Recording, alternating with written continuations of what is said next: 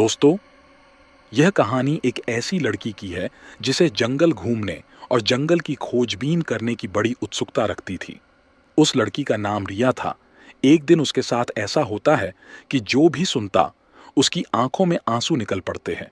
दोस्तों, कहानी की शुरुआत अंधेरी रात से होती है। आकाश में घने बादल छाए हुए हैं और हवा में अजीब सन्नाटा फैला है। दूर जंगल में एक पुरानी हवेली के अंदर से धीमी रोशनी झलक रही है। शहर से दूर बसे छोटे से गांव दुर्गापुर में रात का सन्नाटा पसरा हुआ है। इस गांव के पास के जंगल के बारे में कई भयानक कहानियां मशहूर थीं। गांव के लोग कहते हैं कि इस जंगल में एक लाल पिशाच रहता है जो हर अमावस्या की रात को बाहर आता है और जो भी उसके पास जाता है वापस नहीं लौटता।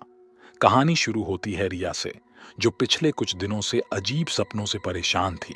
हर रात उसे एक ही सपना आता, एक लाल आंखों वाला भयानक पिशाच उसे जंगल की ओर बुला रहा होता है। रिया हर बार पसीने में लथपथ जागती थी। उसका दिल जोर जोर से धड़कता और सपने की सच्चाई उसे बेचैन कर देती थी। आज रात भी वही सपना आया, लेकिन इस बार कुछ अलग था। जैसे ही रिया ने सपना देखा, खिड़की के बाहर उसे सच में एक लाल आंखों वाला साया दिखाई दिया। वह पल भर के लिए जम गई। उसे अपनी आंखों पर विश्वास नहीं हो रहा था। क्या यह सपना था या हकीकत?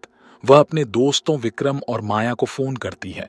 दोनों उसकी बात सुनकर परेशान हो जाते हैं, क्योंकि पिछले हफ्ते गांव से एक आदमी लापता हो चुका था जो उसी जंगल में गया था।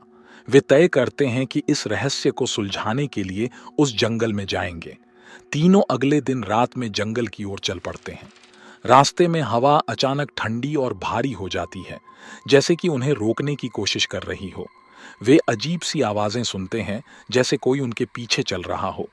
जंगल के बीच में एक पुरानी टूटी फूटी हवेली दिखाई देती है। हवेली के चारों ओर पेड़ झुके हुए थे, जैसे उसके खंडहरों को ढकने की कोशिश कर रहे हों। हवेली के दरवाजे पर एक लाल निशान बना हुआ था, जो रिया को बहुत जाना पहचाना लग रहा था। यह वही निशान था जो उसके सपनों में आता था। वे तीनों धीरे धीरे हवेली में प्रवेश करते हैं। अंदर का वातावरण ठंडा और रहस्यमय था। अचानक एक पुरानी किताब जमीन पर पड़ी दिखाई देती है। रिया उसे उठाती है और जैसे ही किताब खुलती है, हवेली की सारी मोमबत्तियां अपने आप जल उठती हैं।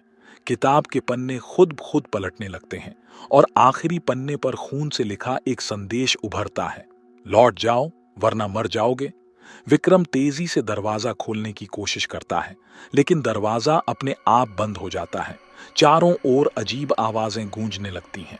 अचानक दीवारों से खून टपकने लगता है और रिया को अपने पीछे किसी की मौजूदगी महसूस होती है। वह पलट कर देखती है और एक लाल आंखों वाला साया उसकी ओर धीरे धीरे बढ़ता हुआ नजर आता है। उसकी आंखों में डर के साथ साथ हैरानी थी। विक्रम चिल्लाता है, ये वही लाल पिशाच है। और तभी वह साया अचानक गायब हो जाता है, लेकिन विक्रम के कंधे पर एक ठंडा हाथ महसूस होता है। क्या विक्रम बच पाएगा? कौन है यह लाल पिशाच और वह क्या चाहता है?